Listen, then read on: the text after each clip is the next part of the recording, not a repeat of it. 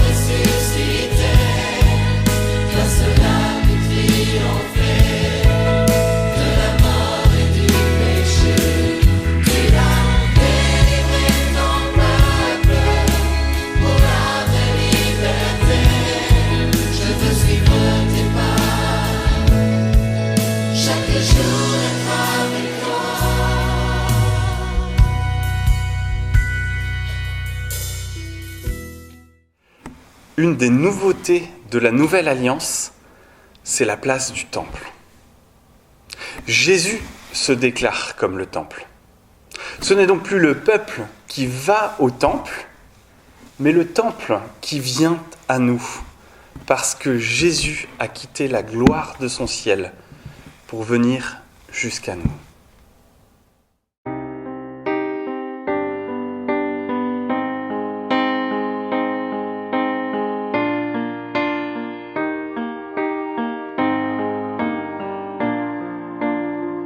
Tu es venu jusqu'à nous, quittant la gloire de ton ciel. Tu es venu pour servir, donnant ta vie pour nous sauver. Dieu Tout-Puissant, Roi serviteur, tu nous appelles tous à te suivre et à t'offrir nos corps en sacrifice. À toi l'honneur, Roi serviteur. Dans le jardin de douleur, où mon fardeau brisa ton cœur, tu dis adieu dans ta peine. Ta volonté et non la mienne. Dieu Tout-Puissant, Roi serviteur, tu nous appelles tous à te suivre et à t'offrir nos corps en sacrifice. À toi l'honneur, Roi serviteur. Voyez ses mains et ses pieds, pour nous témoins du sacrifice, les mains qui tenaient la terre se livrent au clou de la colère. Dieu Tout-Puissant, Roi serviteur, tu nous appelles tous à te suivre et à t'offrir nos corps en sacrifice. À toi l'honneur, Roi serviteur. Apprenons donc à servir, en laissant Christ régner en nous, car en aimant nos prochains, c'est Jésus-Christ que nous servons. Dieu Tout-Puissant, Roi serviteur, tu nous appelles tous à te suivre et à t'offrir nos corps en sacrifice. À toi l'honneur, Roi serviteur.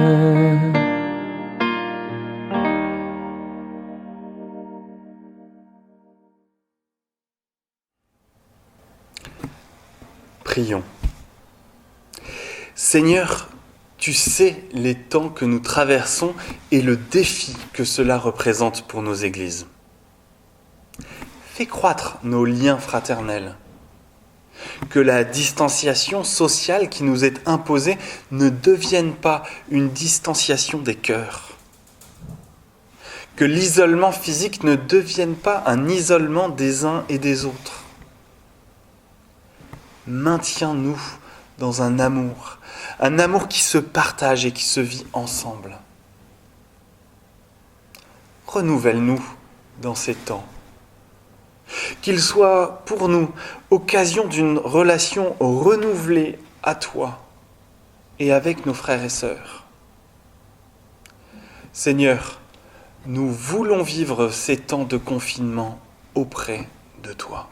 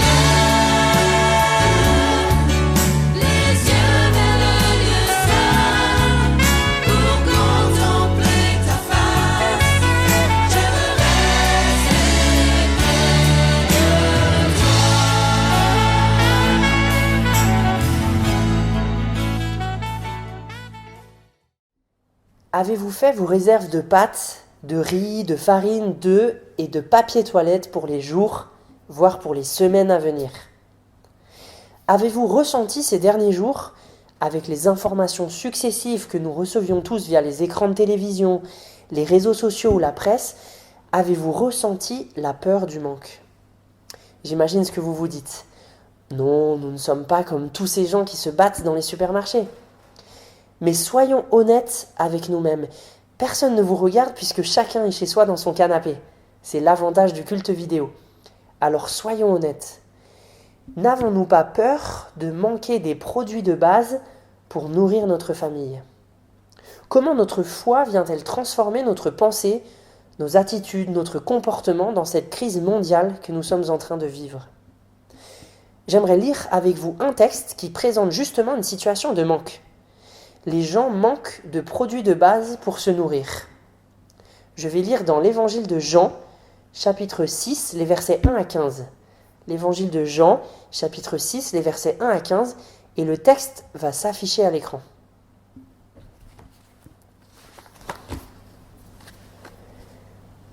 Après cela, Jésus s'en alla de l'autre côté du lac de Galilée, appelé aussi lac de Tibériade. Un grand nombre de personnes le suivaient, parce que les gens voyaient les signes extraordinaires qu'il accomplissait pour les malades. Jésus gravit la montagne et s'assit là avec ses disciples. La Pâque, la fête des Juifs, était proche. Quand Jésus leva les yeux et vit qu'une foule nombreuse venait à lui, il interrogea Philippe. « Où pourrions-nous acheter du pain pour donner à manger à toutes ces personnes ?» Il disait cela pour mettre Philippe à l'épreuve, car il savait déjà ce qu'il allait faire. Philippe lui répondit « Même avec 200 pièces d'argent, nous n'aurions pas de quoi acheter assez de pain pour que chacun d'eux en reçoive un petit morceau. » Un autre de ses disciples, André, le frère de Simon-Pierre, lui dit « Il y a ici un jeune garçon qui a 5 pains d'orge et 2 poissons. Mais qu'est-ce que cela pour un si grand nombre de personnes ?» Jésus demanda alors que tout le monde s'installe. Il y avait beaucoup d'herbe à cet endroit et les gens s'installèrent donc. Il y avait environ 5000 hommes. Jésus prit les pains et après avoir remercié Dieu, il les distribua à ceux qui étaient là. Il leur donna de même du poisson autant qu'ils en voulaient.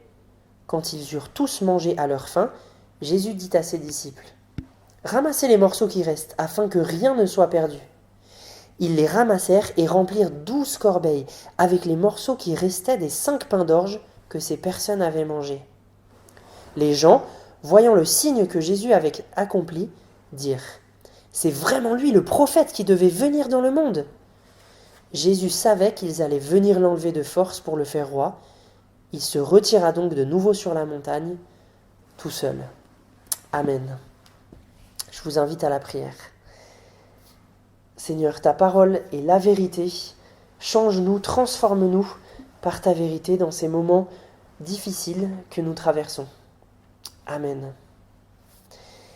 C'est donc bien une situation de manque que nous décrit ce texte. Il manque le nécessaire à cette foule, à Jésus, à ses disciples. On le voit dans la question que pose Jésus. Où pourrions-nous acheter du pain pour donner à manger à toutes ces personnes ? Ils n'ont rien, ou presque rien, simplement 5 pains d'orge, le pain des pauvres, et 2 poissons. Or, il y a là une foule de 5000 hommes, 5000 mâles, à laquelle il faut donc ajouter les femmes et les enfants. Qu'est-ce que fait Jésus ? Jésus met Philippe à l'épreuve avec sa question « Où pourrions-nous acheter à manger pour tous ces gens ?» Et Philippe raisonne de manière toute humaine. Il répond de manière toute humaine. Il dit à Jésus « Une année de salaire même ne suffirait pas à nourrir toute cette foule. » Cette précision de la part de Philippe permet de mettre en lumière la grandeur et l'abondance du miracle qui va se produire ensuite. Malgré ce constat de la difficulté, du manque, ce constat fait par Philippe, Jésus, en toute simplicité, prend les 5 pains et les 2 poissons, remercie Dieu pour le repas qu'ils vont prendre et distribue lui-même la nourriture à la foule. C'est un trait particulier de notre texte parce que ce miracle de multiplication des pains est aussi raconté dans les autres évangiles, chez Matthieu, chez Marc, chez Luc, mais dans ces autres évangiles, ce sont les disciples qui distribuent les pains. Ici, c'est Jésus lui-même qui distribue la nourriture à la foule. Lorsque tout le monde est rassasié, Jésus fait ramasser 12 paniers remplis des morceaux de pain qu'il reste. Il y en a plus à la fin du repas qu'au début. C'est l'abondance. Tous ont eu autant qu'ils en voulurent et il en reste encore. Alors qu'est-ce que ce texte nous invite à faire dans la situation qui est la nôtre ? Je crois tout d'abord que, tout comme Philippe, dans notre récit, nous sommes mis à l'épreuve par les circonstances présentes. Notre foi est mise à l'épreuve. Où allons-nous trouver du pain ? Où allons-nous trouver de la farine, de l'huile, du sucre, des œufs et du papier toilette ? Face à cette question que la plupart d'entre nous se posent, de manière tout à fait légitime, ce texte nous invite à nous rappeler de qui nous tenons cette nourriture et nos produits de première nécessité. Nous sommes invités à placer toute notre confiance dans le Seigneur, qui a promis de pourvoir à nos besoins. Et nous sommes ainsi invités à cesser tout geste égoïste. Nous sommes invités à ne pas faire des réserves pour 3 mois, laissant les rayons de supermarché vides pour celles et ceux qui n'ont pas les moyens d'acheter plus que pour 1 semaine, voire que pour quelques jours. Nous sommes aussi invités à nous ressaisir de la prière de remerciement du début du repas. C'est une habitude que beaucoup d'entre nous, peut-être même moi le premier, nous avons perdue. Or, dans ce contexte particulier qui est le nôtre, rendre grâce à Dieu avant de manger permet de nous rappeler de qui nous tenons notre nourriture et permet de nourrir notre confiance en celui qui pourvoit au pain, à l'eau et aux vêtements pour ses enfants qu'il aime tant. Mais en rester là, ce serait manquer une partie du texte. Ce serait manquer qui est véritablement ce Jésus qui nourrit la foule. Remarquez que dans notre récit, la foule suit Jésus parce qu'elle a bien discerné en lui ce qu'on appelle un thaumaturge. Qu'est-ce qu'un thaumaturge ? C'est quelqu'un qui fait des miracles.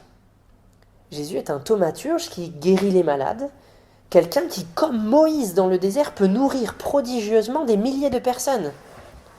Mais la foule n'a pas compris que le véritable pain de vie, c'est Jésus lui-même. Le miracle accompli par Jésus est ce que Jean appelle un signe, un prodige dont la signification dépasse ce qui est observable, un prodige qui révèle quelque chose de la personne de Jésus. Ce qui est révélé ici, et que Jésus explicitera dans la suite du chapitre, que je vous invite à lire ensuite si ça vous intéresse, c'est qu'il est lui, le pain descendu du ciel. Descendu du ciel déjà. Jésus est d'origine céleste, divine même. Il est Dieu le Fils. Il existait bien avant Joseph et Marie, ses parents selon la chair, selon l'humanité. Il existait bien avant Moïse, celui qui a nourri lui aussi une foule innombrable dans le désert. Il existait bien avant Abraham même. Il vient de Dieu. Il est envoyé par Dieu le Père et est pleinement uni à lui. Il n'est donc pas un simple thaumaturge, un simple faiseur de miracles, mais il est Dieu lui-même, Dieu fait homme pour révéler Dieu aux hommes. Descendu du ciel, mais il est pain de vie descendu du ciel, pain divin envoyé par le Père. Il est la nourriture céleste par laquelle nous avons la vie éternelle. Un peu plus loin dans le chapitre, Jésus dira « Celui qui vient à moi n'aura jamais faim, et celui qui croit en moi n'aura jamais soif. Oui, voici ce que veut mon Père, que tous ceux qui voient le Fils et qui croient en lui aient la vie éternelle, et que je les ressuscite au dernier jour. » Le Seigneur veut nous donner la vie en abondance. Une vie tellement abondante que ni la maladie, le coronavirus, ni le confinement, ni même la mort ne pourront arrêter cette vie abondante qui coule en nous. Une vie tellement abondante que nous serons vivants en Dieu quand bien même nous mourrons. Une vie tellement abondante que Dieu nous ressuscitera avec lui au dernier jour. Jésus est donc dans ce texte celui qui donne le pain quotidien nécessaire à la vie quotidienne. Et il est celui qui se donne, qui donne sa vie pour que nous recevions la vie éternelle. Qu'est-ce que ce texte, maintenant que nous le comprenons dans toutes ses dimensions, dans sa dimension globale et dans ce qu'il révèle de la personne de Jésus, qu'est-ce que ce texte nous invite à faire ? Puisque Jésus est Dieu lui-même et qu'il veut nous donner la vie éternelle, nous ne sommes pas seulement invités à le suivre pour recevoir notre farine, nos œufs et notre papier toilette, mais nous sommes invités à lui confier nos vies entières. Et là aussi, les circonstances mettent notre foi à l'épreuve. Elles nous rappellent, ces circonstances, que nous ne sommes pas maîtres de nos vies et qu'un virus qui se répand sur la surface du monde peut mettre à mal notre économie, notre système sanitaire et jusqu'à nos vies quotidiennes, nos agendas, avec la fermeture des crèches, des écoles, des universités, avec la mise en place forcée du télétravail pour beaucoup, avec un confinement quasi complet. Il nous est durement rappelé par les circonstances que nous sommes dépendants de Dieu et que le véritable maître de nos vies est le Seigneur Jésus.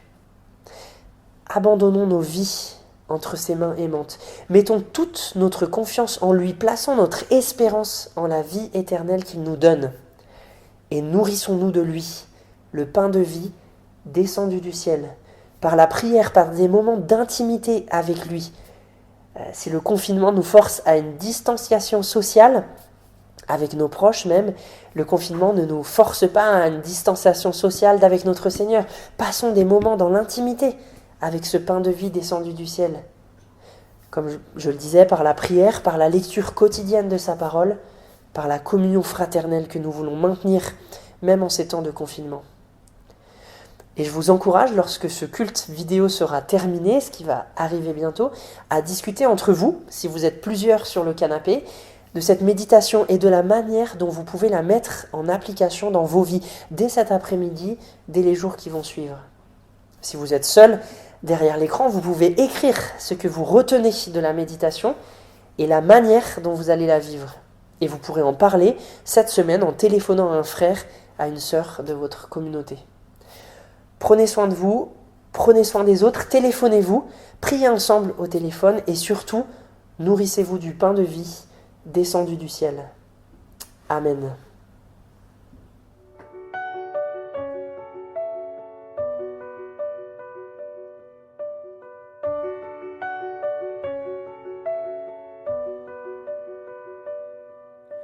Cherchez d'abord le royaume de Dieu et sa justice, et toutes choses vous seront données en plus. Alléluia, alléluia.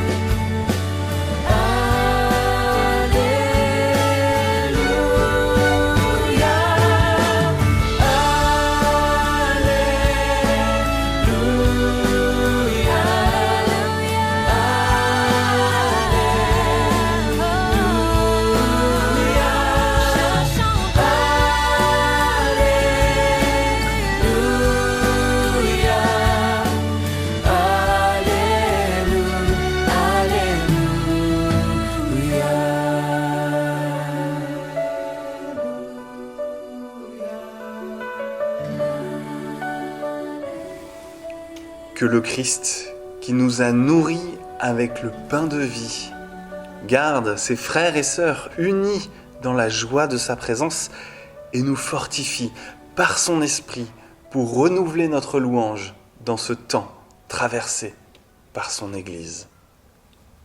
Bonne semaine à tous.